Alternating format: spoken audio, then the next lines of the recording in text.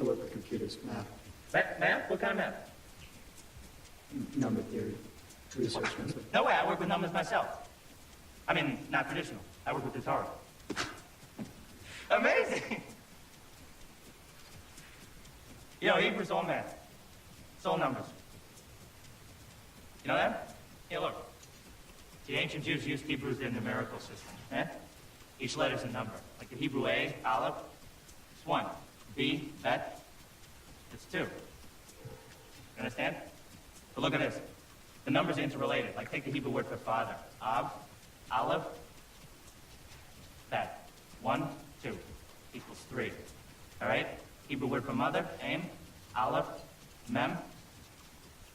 1, 40 equals 41. Sum of 3 and 41, 44. All right? Now, Hebrew word for child. All right? Mother, father, child. Yellow. It's 10, 30, and 4. 44. Torah is just a long string of numbers. Some say that it's a code sent to us from God. That's kind of interesting. Yeah, that's just kid stuff. Check this out, okay? The word for the Garden of Eden, Kedem. Numerical translation, 144. Now the value of tree of knowledge, all right, in the garden, right? Eitz HaChaim, 233. 144, 233. And you can take those numbers. So, you know, like the Fibonacci sequence. Fibonacci. Fibonacci is an Italian mathematician in the 13th century. If you divide 144 into 233, the result approaches theta. Theta? Theta. Greek symbol. Golden ratio, golden spiral. Wow. I never saw that before. So my Sit Key to the Abyss video has gotten a bunch of views, and I figured I'd give like a little more background to myself and my work, and explain a little more about what I'm trying to do in a more personable way. So if you watched that video, you see the gist of it, which is that English Gematria is basically the same thing as Hebrew. It's just the Hebrew applied to English. It's the English Kabbalah mentioned in Liber. And so far, from what I can tell, there's not too many people, or pretty much anyone, who's used that, except for Crowley and Kenneth Grant and a few people here and there who've read their work. So what I'm trying to do is go back over all of the main work of Crowley and read it myself to understand it, and then also make it presentable for anyone else who wants to, you know, read it or read along with it. I still think that there's a lot to be learned and a lot of progress to be made if we just use this knowledge instead of ignore it and try and find a way around it. And so basically, since 2009, I've been reading Aleister Crowley's material myself and trying to understand it and making a lot of headway. And in 2010, I came across the work of Kenneth Grant, which actually makes Aleister Crowley's work way more understandable and practical if you have the patience to, you know, apply the Kabbalah and learn it. You have to pretty much learn the alphabet, the paths, and the correspondences, and that can be difficult for some people. I learned it when I was in my senior year of high school, so my mind might have been more malleable compared to like an adult who, you know, is already fixed kind of and crystallized in what they know or what they think they know. From what I can tell is there's some people who've been around and in the occult for 30, 50 years, their whole life, and they still can't understand a lot of this basic, simple stuff. And I think it's because, I mean, it can be difficult to go and, you know, read a book, books after books after book. Trust me, I know, I'm lazy too, but once you get motivated to really want that knowledge, it's not really that much work. It's actually fun and can be entertaining in its own way. And so really what I want to do is kind of motivate people to read more and understand this stuff and use it and apply it and test it out, and not necessarily just like believe what I'm saying, but really it can be a very practical thing. And what I advise anyone to do is make their own database for the Kabbalah, not just Gematria, but map out the whole Kabbalistic tree of life, the paths, the names, in Hebrew, English, Greek, and in all the different formulas, because there's multiple formulas for, English. There's simple gematria, Jewish gematria, Hebrew applied to English. And if you look at those connections, people will say, oh, well, you can make it say anything you want. But no, not really. Not when A is 1, B is 2, C is 3, D is 4. It's going to be a succinct, mathematically precise pattern, as long as you use each one of those formulas in their own right. Like, make a database for simple gematria first, if you prefer, or go look at the Hebrew and write it down. Try and memorize, the basic correspondences for each main number from like 1 to 999 or 1,000, at least at first. And 9, the number 9, is the foundation in the Kabbalah. And if you read Kenneth Grant's books, his 9th book, The Ninth Arch, is basically a sort of gematria database. He's got numbers and references and stuff that go way up into the thousands. And this book is it's his last book in the Typhonian trilogies, but I'm bringing it up now because 9 and 999 are the counterpart to 666. And not too many people go beyond 666. There's obviously Crowley's book, Liber 777. This also contains Sepher Sephiroth, or Liber 500, which is his gematria database in Hebrew. And this was one of the first contributions to this sort of literature for not just the mainstream occult back in the early 1900s, and there's been a few gematria book type things since then, giving a few more values and stuff, but none of them are applying the basic Kabbalah to English and showing any teachings of the Kabbalah. And then a lot of the Kabbalists who are Jewish, they want to say it's only Hebrew and you can only be Jewish and to do this for, I don't know. It's nonsense. But so obviously there's a new Eon English Kabbalah, and it's also in The Key to the Abyss by Anthony Testa. It's by, I think Gerald Del Campo came up with it. I'm not exactly sure. And the problem with it is it doesn't really explain or advance any understanding of the Kabbalah or the Book of the Law, at least nearly as much as the Hebrew English Gematria. It does act as a supplement, but it doesn't is fully and undeniably really decode the Book of the Law itself, unlike the Hebrew English Cipher, which almost perfectly you can take certain verses and words and phrases and names, and it's almost like verbatim. And Liber Elva Legis is 666, and Crowley never wrote about that in any of his writings. It's almost like, no one even seems to have realized this. And even more than that, what the Hebrew English Cipher has shown, what I've discovered, is that Crowley was asking Amalantra for the true spelling of Therion and got 666, but no one seems to have realized, including him, that it's also 999 if you count Therion with Hebrew applied to English, with none in its final value as 700. So 999 as the opposite of 666, it shows like that Baphomet duality. And 999 was always with me since the beginning of my initiation, because on September 9th, 2009 was the day I told myself, after reading a sufficient amount of Crowley, to realize this AA Silver Star thing seems really familiar. Actually, when I read the Book of the Law, I had this deja vu, almost like I'd read it before. It just seemed real familiar, and I don't think I'm Crowley or anything. It's just something deep about that. It's highly resonant. And so on 999, September 9th, 2009, I was like, okay, I'm going to find out what 9 and 999 means.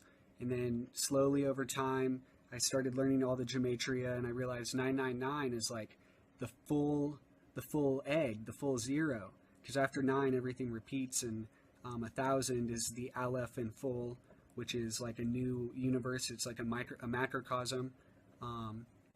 And 999 happened to come up whenever I was writing my book, Liber 999.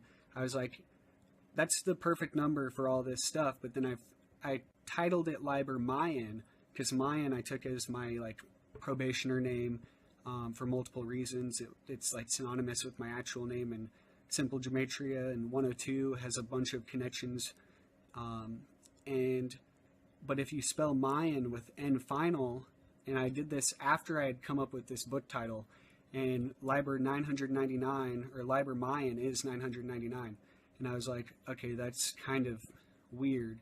But then all these other 999s started coming out, and like the Eon of truth and justice. And I'd already been, working with this egg formula with Frederick Chod, and all these different precise formulas kept coming up, like, without me even trying.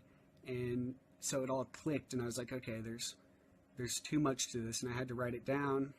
And it's the Hebrew applied to English cipher, which I've cracked the cryptogram to chapter 2, verse 76 with, by counting the ordinal value of the Hebrew letters for each of the letters in the cryptogram along with the numbers. So it's the counterpart, it's the fuller exegesis of the key to the Book of the Law, which had to take generations to really incubate. Then there's this book from 1897 from William Sterling, who apparently was killed in mysterious circumstances for releasing this sort of knowledge, which is that, the Freemasons know the Kabbalah and Gematria, and they use it to basically understand and make architecture, kind of. It's like encoding, it's like a blueprint. It's a form of, it's like a linguistic blueprint. But when you understand the mechanisms behind it, you can see and understand. It's just, it's like mathematics, but applied to psychology, as well as, so it's like an inner mathematics, and then it can also be applied outwardly in the world. And that's what they do, and that's what they do in the media and in movies. They have all these underlying scripts and encodings and formulae, and a lot of people will freak out and get sidetracked by that, and that's all designed for that very thing. And instead of actually understanding this, the procedures or the mechanics behind it, people will be caught up in, they'll mistake the map for the territory. I think one of the main things that people forget in a lot of this stuff is that the Gematria can go perfectly hand in hand with the Kabbalistic path working. A lot of people do that and then they deny Gematria. They understand the paths in the Kabbalah and the astral sort of, inner not necessarily metaphysical, but shamanistic, experiential quality of these things. And if you take Gematria as a sort of, like blueprint or map or guide, it helps along the way for you to decode and understand things and break them down into their component parts. And in the Golden Dawn tradition anyway, the Kabbalah and Gematria is a form of analysis and testing of the spirits or your own mind. It's pretty much a mnemonic device to help memorize and to help understand. And if it's doing anything other than that, and if it's complicating things unnecessarily, then yeah, it can be unbeneficial, detrimental. But if it's helping you to understand and expand your awareness and understand things deeper and show the mechanics behind things, then I don't see I think that sort of thing is good and to be encouraged. When you understand the sort of basic mechanics behind linguistics in the mind itself and thought, and then also nature, just basic natural laws, fundamental laws, this sort of thing is very useful for what's called Sigil Magic, which is casting seeds basically into your own subconscious by deliberately creating formulae, reducing them into imagery, primal symbols, basically lodging them in your subconscious so that your conscious mind will end up kind of clustering and feeding into it and revolving around it in a way. And that's what this book, which is kind of like a key to Kenneth Grant's books, is really all about. It's called Dark Doorway of the Beast. And Kenneth Grant only wrote the foreword, Gareth Hewitson May wrote the actual book itself, but it is the key to the practical use of the Kabbalah, and the Lema really is explained very well in this book as well, because it shows that it can be a very psychological process, very scientific even. It doesn't have to be metaphysical and out of this world, and it doesn't have to be all fantastic. It can be very basic, cause and effect. Sigmund Freud and numerous other people even point out that the subconscious mind is built on a mathematical framework, and in a materialist paradigm, technically everything would have to be quantifiable.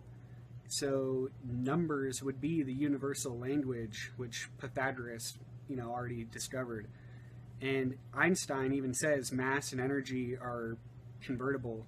So there you go. It's numbers. Instead of thinking them as these empty qualities, they can be thought of as full cells basically of information.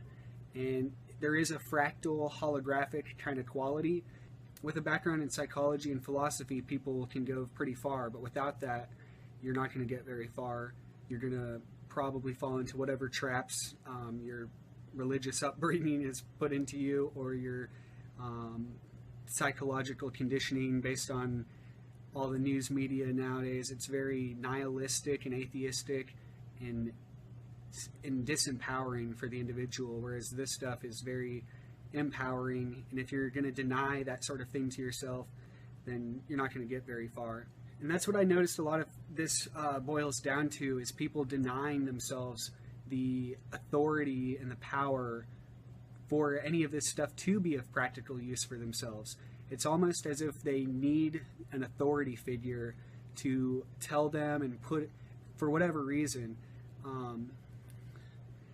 it's like people almost need an authority figure to tell them what is right or true, and instead of developing a discerning capability for themselves, they'd rather be skeptical, and instead of test anything themselves or put it to use, they would rather just deny it when it's supposed to be sort of tested and applied. But that's where the learning this whole thing comes in over time. You'll end up seeing how things really work, and the back and forth nature of the subject and object, and you'll look at language and math and thought in a whole new way. And that dramatic shift in the way you look at things is really what constitutes initiation, at least in the lower degrees. And there is a paradox about this whole numbering things and putting them in boxes and limiting them, but things are already limited in that way. And the whole paradox is in seeing those limitations and then getting beyond them, and seeing the in-between and seeing the bigger picture. And of course, anyone who's still stuck in duality won't be able to get beyond the conceptual limitations of these things. So really, like, the OTO and a lot of these orders and stuff haven't moved on very far, and they're probably not going to. And some of this is exactly why not just the average person doesn't really understand Crowley's words, even when they're pretty simple, like "do what thou wilt shall be the whole of the law." That can be misinterpreted in many different ways if you don't understand the context of thou and wilt, because they don't really have the necessary level and depth of initiation to really understand these things and really apply them, let alone explain them to anyone and actually teach them. So there's a duality and a paradox in it all. You can't cling to it, but you can't deny it outright either without at least having, tried to understand it. And the only way to do that is through constant, vigilant approach. But this book, The Ninth Arch, talks about a bunch of different things. It's kind of like the magnum opus of Kenneth Grant in a way, because it combines all of his previous primary books, the Typhonian trilogies, into basically a commentary on a received text called Liber Akbish, or the Book of the Spider. And Akbish is the Hebrew word for spider. And the whole spider web and the idea of the spider connecting everything is obviously relevant and related. Basically, it was a received text from a few different seers in the New Isis Lodge back in the 50s through 60s. And there's more written about that in all of his other books, like Hecate's Fountain, which I might bring up and go into more in the future. Anyway, just know that I'm a real person and I am doing this all on my own, and there's no money behind this. This is all just me, me trying hard at learning and teaching and having other people interested so I can have some, people to discuss this stuff with, because I think that the world could be greatly changed with this sort of information integrated with what we already know.